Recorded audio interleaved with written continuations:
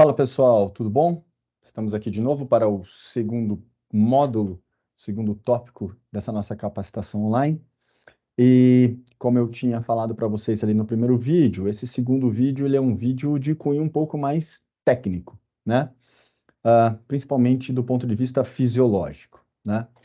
Os programas que a gente vai apresentar para vocês no terceiro módulo, no último vídeo, eles têm uma abordagem que ela é proposital, tá? Então, são programas que utilizam uma abordagem, um sistema de organização de treino que a gente chama de full body, né? O que que é o full body?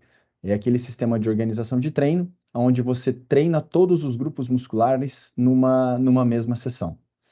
E mesmo o sistema full body, ele tem algumas variações, né? Esse que a gente está apresentando para vocês, ele é mais extensivo. Existem programas que são mais intensivos e outros que são mais extensivos, né? Quais são as diferenças entre esses programas? Num programa mais extensivo, você tem uma frequência maior de treinos ao longo da semana, em detrimento de uma intensidade que não é tão alta assim de treino. Então, você treina mais vezes, mas em compensação, você não se esgota completamente em cada um desses treinos, tá? Num sistema intensivo, aí é o contrário. Você tem treinos que não são tão frequentes, mas em contrapartida, em cada um desses treinos a intensidade é muito alta. Depois, mais para frente, vocês vão entender por que que a gente escolheu esse modelo. Mas eu estou aqui hoje para justificar por que vale a pena utilizar esse sistema de organização, esse sistema que a gente chama de full body, né? Nesse formato aí mais extensivo, com mais frequência, né? E nesse vídeo eu vou justificar isso do ponto de vista mais fisiológico. Então, ah, esse é o nosso segundo vídeo, como eu falei, e eu vou tentar ser bem claro, assim, bem sucinto aqui nas explicações, tentando arrastar isso, né, para uma parte bem prática, né, que essas justificativas fisiológicas, elas sejam, assim, bastante aplicáveis. Bom, a primeira coisa que eu queria mostrar para vocês é um gráfico de um estudo de 2016, do qual esse estudo participou um pesquisador que é muito famoso aí na área do treinamento resistido, que é o Jeremy Loenek, né? Apesar dele não ser o primeiro autor, né? O primeiro autor era o Denkel, mas esse cara ele faz parte de um grupo que realiza assim, quem sabe as melhores revisões de literatura hoje sobre treinamento resistido, né? E esse gráfico, ele é um gráfico que tenta explicar para a gente o efeito de você organizar o treino de diferentes maneiras. E aí tem algumas observações bacanas para a gente fazer nesse gráfico, que vai justificar por que que a gente organizou o treino do jeito que a gente organizou. Tá? Aqui ele exemplifica a organização de treino criando 3 modelos teóricos de treino, tá? Todos os treinos, eles têm exatamente a mesma função, que é incentivar, gerar um estímulo que seja favorável à hipertrofia, tá bom? Em um dos modelos, esse modelo aqui da linhazinha preta cheia, você tem 6 dias de treino, fazendo 3 séries para cada grupo muscular. Então, é como se eu tivesse, né, um sistema full body, onde eu tenho lá um exercício de empurrar, um exercício de puxar e um exercício de agachar, por exemplo. 3 exercícios, tá? Em cada um desses exercícios eu faço 3 séries. Sei lá, 3 séries de 10 repetições. Não tem problema nenhum, tá? E eu faço isso 6 vezes por semana. Então, vocês vão observar aqui, em vermelho, 1, 2, 3, 4, 5, 6. Essa é uma das organizações. Uma outra organização é eu fazer 2 vezes por semana, 9 séries por grupo muscular, tá? Então, ao invés de eu fazer 6 dias na semana, eu faço só 2, mas eu faço 9 séries para o grupo muscular. Então, eu escolho não um, mas 3 exercícios de empurrar, 3 de puxar, 3 de agachar, e aí eu faço 3 séries em cada um desses exercícios, totalizando lá no final das contas 9 exercícios no total do meu treino. Então ele é um treino mais intenso, porque eu tenho mais volume de treino, sendo um treino que eu vou fazer com menor frequência. Então, é o treino aqui da linha cinza cheia, né? Onde eu vou fazer uma ou duas vezes esse treino. E uma terceira opção é aquele que eu também faço duas vezes por semana, 9 séries por grupo muscular, né? Mas eu faço até eu não aguentar. Então, ali, todas as séries, elas são feitas na maior intensidade possível, todas as séries são feitas até a falha concêntrica, todas as séries são feitas com a maior carga possível para executar aquele número de séries, tá? Que é o exercício aqui da linha pontilhada, tá? Perceba que ele destaca nesse gráfico uma linha horizontal, que é a linha do limite anabólico muscular. O que essa linha representa?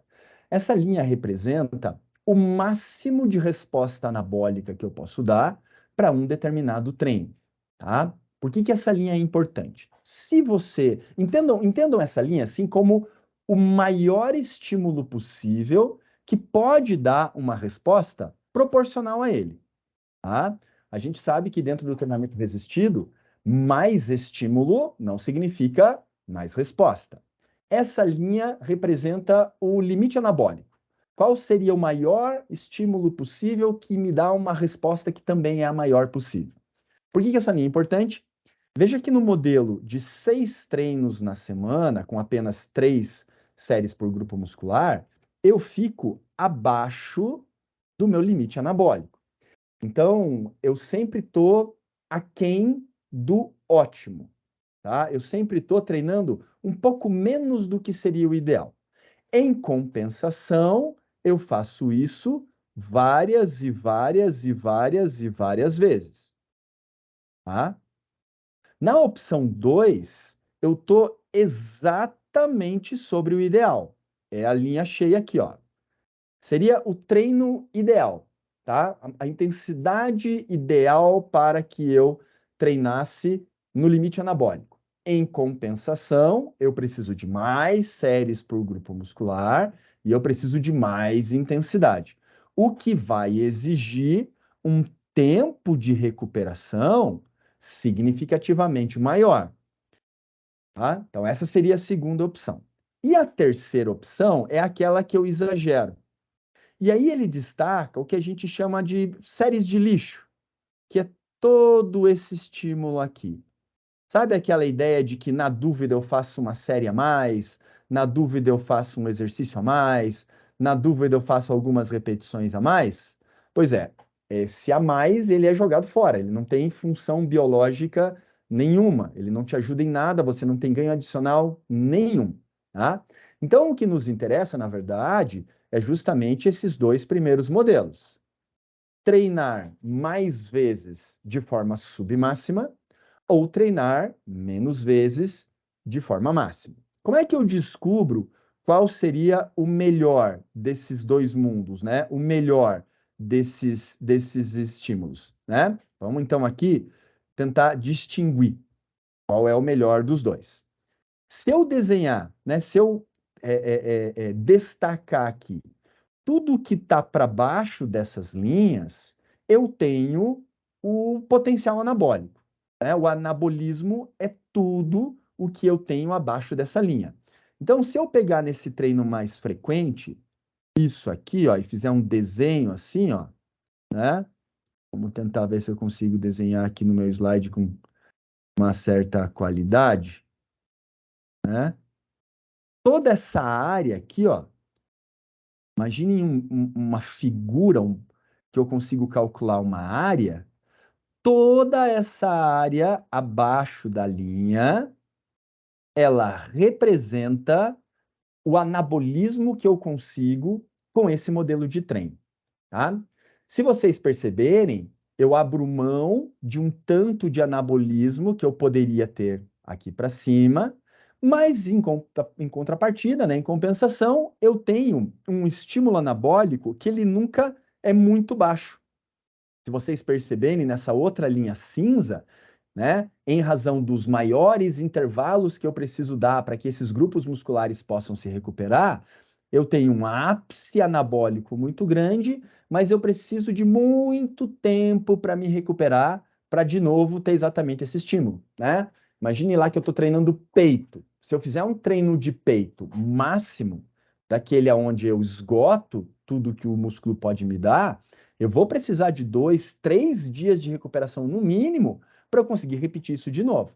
Agora, se eu mantenho esse estímulo de treino submáximo, eu não preciso desse intervalo todo para me recuperar. Eu posso ter uma recuperação, né, que dura aí mais ou menos 24 horas, mas me obriga a aumentar a frequência de treino, tá?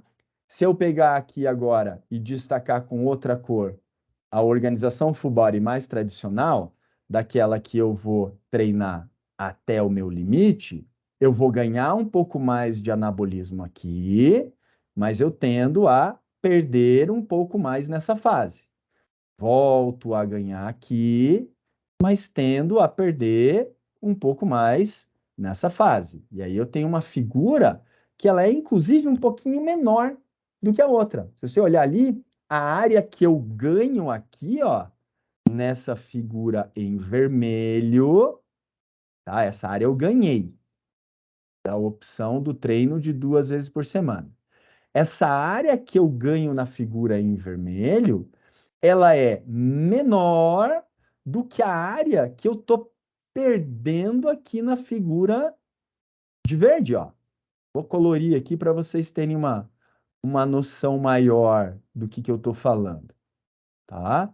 Então, se você perceber, o que eu ganho aumentando a intensidade e diminuindo a frequência é menor do que eu estou perdendo. E hoje é uma discussão bastante atual nessa área do treinamento resistido, assim, de que quem sabe manter volumes menores de treino, treinos muito mais curtos, de 10, 15, 20 minutos, quem sabe 30 no máximo, mas todos os dias, tem um potencial anabólico muito maior do que aquele treino que te arrebenta, mas que te exige um tempo muito grande de recuperação. E os modelos de treino que a gente vai trazer e apresentar para vocês, eles partem dessa perspectiva aqui, ó, de treinar mais vezes, menos e com menos intensidade. Por quê? Porque nem todo mundo se identifica com aquele treino que te deixa acabado, arrebentado, dolorido, 2, 3 dias depois de você ter executado. Existem pessoas, existem alunos que realmente gostam dessa sensação de desconforto, eles têm uma afinidade muito grande com ficar dolorido, isso dá para eles uma sensação de prazer, uma sensação de dever cumprido, mas nem todo mundo é assim. Então, a gente tem uma opção de treino diferente, uma opção de treino que é distinta dessa, uma outra forma de organizar e que me dá, no mínimo, tá? No mínimo, os mesmos ganhos que as organizações mais tradicionais, mas sem esse desconforto de eu ter ficado dolorido, arrebentado, incomodado, já é uma grande ferramenta. Porque eu vou ter que ler, né? Eu vou acabar identificando alunos que realmente gostam mais de um ou de outro modelo de treino.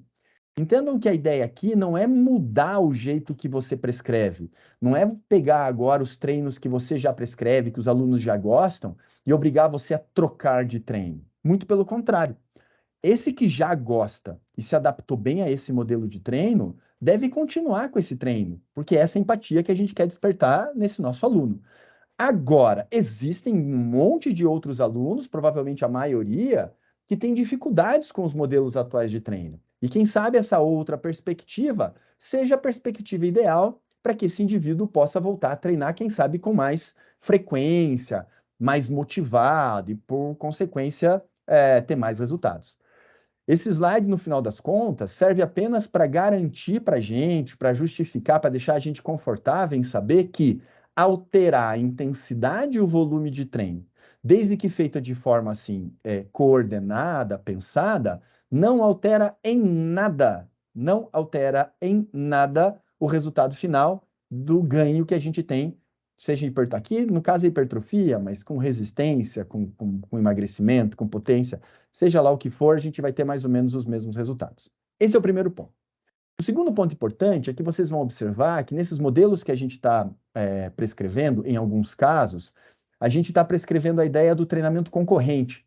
O que é a ideia do treinamento concorrente ou treinamento combinado, né? É você otimizar tempo. Então, ao invés do aluno vir, muitas vezes, para a academia, apenas para fazer o cardio, apenas para fazer uma aula de uma modalidade coletiva, que ele combine, na grande maioria dos treinos, ambos os estímulos. Existe uma ideia, assim, de que isso seria prejudicial tanto para um lado quanto para outro, né? Se eu quero melhorar a capacidade aeróbica, eu fazer musculação junto vai dificultar o meu ganho. Se eu quiser hipertrofia, se eu fizer meu cardio junto, vai atrapalhar o ganho. E aí eu queria mostrar para vocês em que condições realmente esse atrapalhamento é verificado, tá? Esse é um outro estudo, né, onde os autores eles explicam em que tipo de relação a gente teria essa interveniência, né, uma coisa atrapalhando a outra, e é um estudo que serve para deixar a gente muito, muito tranquilo, porque na grande maioria dos casos a gente não vai perceber essa diferença, tá? Então, nesse primeiro quadro aqui, eu quero mostrar para vocês que, primeiro, não existe interferência de você treinar só musculação ou só aeróbico separado, ou ambos combinados, se a gente está falando de indivíduos que são destreinados. Tá? O que eu imagino como um indivíduo destreinado? Qualquer um que tem, sei lá, 4 a 6 meses, no máximo, né, de experiência. Então, qualquer um que tem menos do que 4 ou 6 meses, depende muito ali da frequência, do ritmo dele e tal, mas qualquer um com menos de meio ano de treinamento contínuo, sistematizado, organizado, bonitinho, a gente pode chamar de alguém que é destreinado. Não que seja completamente destreinado, mas é alguém que não tem um nível de treinamento grande o suficiente para realmente ter vantagem treinando essas capacidades de forma isolada, né? Então, o treinamento com um só estímulo ou o treinamento concorrente, eles vão me gerar exatamente os mesmos ganhos. Vocês podem perceber que nesse perfil, o gráfico é exatamente sobrescrito, um sobre o outro, né? As respostas de adaptação ao exercício, elas não mudam em indivíduos destreinados. Para quem lembra aí das disciplinas na graduação, principalmente treinamento resistido, existem alguns princípios do treinamento, e um é o princípio dos valores iniciais, né? Quanto mais destreinado é o indivíduo, mais treinável ele é. Então, para quem está começando, quem está ali nos primeiros semanas, primeiros meses de treinamento, tanto faz você treinar de forma combinada ou de forma isolada, tá? A partir aí dos 6 meses, a gente começa a ter algum efeito de interferência, tá? Então, quando a gente olha agora para indivíduos moderadamente treinados, o que eu estou chamando aí de moderadamente treinados? De 6 a mais ou menos 18 meses, 1 ano e meio, aí a gente pode ter algum efeito de interferência. Mas ainda assim, dá uma olhada no tamanho dessa interferência. Ela é tão pequena, mas tão pequena, que às vezes não justifica você ficar dividindo treino, dividindo sessão, só para o cara fazer estímulos de forma isoladas, sendo que a interferência de um sobre o outro é muito, muito, muito pequena, né? Aí a gente vai ter que colocar na balança se essa diferença de ganho ela é tão grande a ponto de justificar um maior empenho por parte do aluno de ficar dividindo treinos, né? De você abrir mão do otimizar o treino para poder conseguir um pouquinho mais de resultado, tá? Eu, particularmente, não acho que para indivíduos até moderadamente treinados, vale a pena fazer treinos que separam os estímulos, tá? Agora, quando a gente fala de sujeitos altamente treinados e principalmente, que tem um objetivo específico. Específico. Ou seja, o objetivo do cara ou é especificamente melhorar a capacidade aeróbica, específico, ou especificamente aumentar a massa muscular, tá? Se o cara é altamente treinado e o objetivo dele é específico, aí vale a pena você separar, porque a gente tem uma diferença aí significativa entre os ganhos que eu tenho. E percebam que mesmo no treinamento combinado, os ganhos eles continuam acontecendo, né? Olha aqui, ó, existe uma evolução de ganhos, tá? Aqui no treinamento isolado, eu também tenho, né, esse ganho contra esse ganho, tá? Então, se é um indivíduo altamente treinado, tem mais de 1 ano e meio de treino consistente, e ele quer só hipertrofia, ou muito mais hipertrofia do que capacidade cardiorrespiratória, ou é um cara ali da corrida, que quer muito mais capacidade cardiorrespiratória do que hipertrofia, aí vale a pena.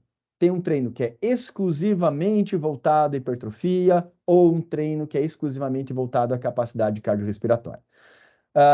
Eu acredito que vocês, assim como eu, observando aí o perfil dos alunos da LESANC, sabem que vão ser casos assim muito esporádicos de aluno com essa característica. E que, na grande esmagadora maioria dos casos, mesmo em indivíduos com um nível de treinamento mais alto, ainda é vantagem, pela questão da organização, a combinação do treino resistido com o treino aeróbico numa mesma sessão. E mesmo esse treino resistido com o aeróbico, por mais que ele gere essa interferência, a gente vai perceber que a interferência ela é muito pequena, né? Por mais que realmente exista uma perda, né? Vamos chamar assim, uma redução dos ganhos, essa redução dos ganhos é muito pequena, né? Não sei se vocês perceberam aqui, né? Se eu pegar a altura dessa linha aqui, opa, deixa eu voltar. Se eu pegar aqui, ó, a altura dessa linha aqui azul, que é o efeito do ganho do isolado, e trazer para cá, né? Eu vou ter esse tamanho de ganho ao longo desse intervalo de tempo. Essa barrinha aqui representa o ganho. Se eu pegar aqui embaixo, eu vou também ter uma barrinha alta, um pouco menor que essa de cima, mas ainda também vou ter ganho, tá? Quem sabe o próximo gráfico deixa mais claro qual é essa diferença. Aqui a gente tem um gráfico que mostra só os dois extremos, tá? O indivíduo destreinado versus o altamente treinado. Aqui em cima, a gente tem 3 opções de treino. Então, eu treinar só o aeróbico, o endurance, eu treinar só o resistido, o resistance, ou eu treinar o combinado, tá? Estamos olhando primeiro para o destreinado. Se eu olhar para esse lado aqui, ó, que é o que eu ganho no meu cardio, vocês vão perceber que se eu treinar só o endurance ou eu treinar o combinado, as diferenças não existem. Eu aumento a barra aqui para a minha esquerda exatamente o mesmo tanto. A mesma coisa funciona para o destreinado, quando o objetivo é hipertrofia. Se eu olho o treinamento combinado e o treinamento resistido isolado, os ganhos são exatamente os mesmos. Eu vou abrir um parênteses aqui e mostrar para vocês uma coisa que é muito curiosa, que acontece apenas no sujeito destreinado. Percebam que, mesmo que eu tenha um exercício que é puramente de endurance, eu vou verificar algum grau de hipertrofia. De novo, aquele princípio do treinamento que é dos valores iniciais. Quando a pessoa é destreinada, qualquer coisa que você faça vai surtir efeito, inclusive de hipertrofia. E a mesma coisa eu tenho quando eu falo de treinamento resistido. Mesmo que eu faça só musculação, eu ainda vou verificar um ganho de capacidade aeróbica no indivíduo destreinado. Quando a gente olha para o indivíduo treinado, as coisas são um pouco diferentes. O treinamento combinado e o treinamento de endurance isolados, eles trazem os mesmos ganhos quando o objetivo é capacidade aeróbica. Então, se eu vou fazer a minha musculação isolada do meu treino de corrida, ou vou fazer só o meu treino de corrida, olhando só para o aeróbico, tanto faz, mesmo em indivíduos altamente treinados. Quando eu olho para o outro lado, ou seja, olhando para os ganhos de hipertrofia ou força, e eu comparo o treinamento resistido isolado com o treinamento combinado, aí sim eu tenho essa diferença a mais que o treinamento resistido isolado dá para mim. Essa diferença a mais, se você for olhar aqui na barra, ela representa mais ou menos 1/3 dos ganhos, né? Por que eu falei para vocês que às vezes não vale a pena a gente olhar, né? Dá a impressão que é bastante esse 1/3, mas até que ponto que vale a pena a gente apostar nisso? Vamos imaginar num indivíduo altamente treinado, que está treinando durante 6 meses e está tentando decidir se continua com isso aqui isolado ou se vai passar a fazer todas as coisas numa mesma sessão. O indivíduo altamente treinado, né, sem uso de nenhum tipo de substância ali ergogênica, vai ganhar ali em 6 meses, vamos imaginar assim, uns, sei lá, 4, 5 quilos de massa magra. Não estou falando de alguém que tem bastante potencial. Estou falando de alguém que não faz parte, não faz uso de nenhum tipo de recurso, está treinando ali na cara e na coragem, com o objetivo de ganhar massa magra. Então vamos pensar em alguém ali que tem uns 90 quilos e aí passou para 95 quilos ao final de 6 meses, o que é um ganho significativo, né? Se eu falar aqui, se fizer combinado, eu tenho 1/3 a menos de ganho, eu estou falando que o cara vai ter ali mais ou menos 1,7, 1,6 quilos a menos de ganho. Ou seja, ao invés de ganhar ali 5 quilos, ele vai ganhar uns 3,3, 3,4 quilos. Tá? A pergunta que você tem que fazer é: será que essa diferença aqui é grande o suficiente nesse sujeito experiente para justificar uma organização mais trabalhosa do treino, que ele tenha que vir em dias separados para fazer exercícios separados? Só por isso? Será que ajustes na dieta, na suplementação, na qualidade do sono, não podem compensar essa perda muito mais do que a reorganização dos treinos? Né? Será que se o cara não melhorar os outros aspectos ali, comer melhor, suplementar, dormir melhor, né? Desde que seja possível, é óbvio, será que isso por si só já não vai resultar nos mesmos ganhos sem eu precisar ficar treinando coisas isoladas? Então, como a gente vai trabalhar com treinos que não são isolados, eu achei importante trazer para vocês essas informações, até para que a gente possa repensar a nossa organização de treino. Até que ponto vale a pena a gente ficar dividindo tudo, né? Será que isso realmente reflete em ganho significativo?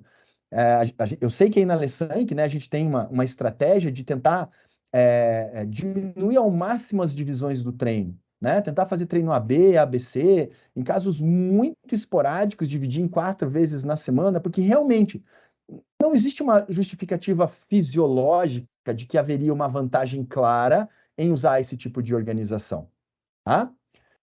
Eu espero que vocês tenham entendido, né? Eu vou deixar, inclusive, mais um material didático de apoio para vocês, aí de conteúdo técnico que vai ajudar vocês a entenderem um pouco melhor essa relação de volume e intensidade, tá?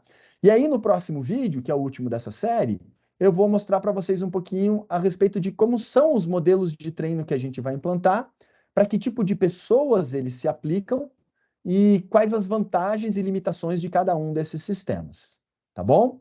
Espero que tenha ficado claro, espero que vocês tenham gostado e até logo, até o nosso próximo vídeo. Um grande abraço para todo mundo. Até mais.